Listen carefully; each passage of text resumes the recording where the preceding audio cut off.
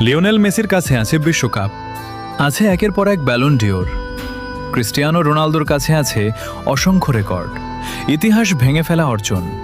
কিন্তু আমি ভালোবাসি এমন একজন প্লেয়ারকে যার নেই বিশ্বকাপ, নেই ব্যালন ডিওর, তবুও যাকে ভালোবাসে কোটি কোটি মানুষ।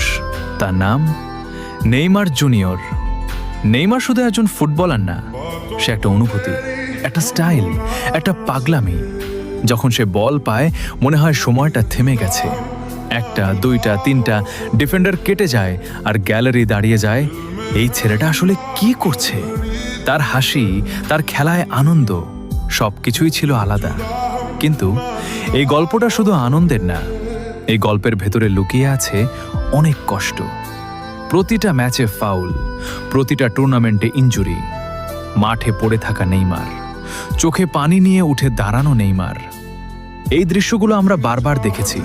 হয়তো যদি তাকে এতটা টার্গেট না করা হতো, যদি তার পায়ে এতবার আঘাত না লাগতো, তাহলে আজ তার ক্যারিয়ারটা অন্যরকম হতো। হয়তো আজ তার নামের পাশে থাকতো বিশ্বকাপ, থাকতো ব্যালন ডিওর। কিন্তু জীবন সবসময় ন্যায্য হয় না। নেইমার ট্রফি কম পেয়েছে, কিন্তু ভালোবাসা সে পেয়েছে সীমাহীন ভালোবাসা।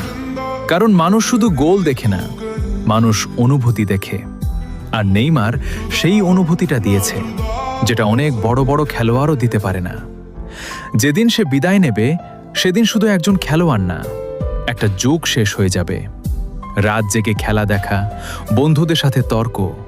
আজ নেইমার খেলবে, এই উত্তেজনা সব কিছু ধীরে ধীরে হারিয়ে যাবে। কিন্তু একটা জিনিস কখনো হারাবে না, নেইমারের ম্যাজিক, নেইমারের স্মৃতি।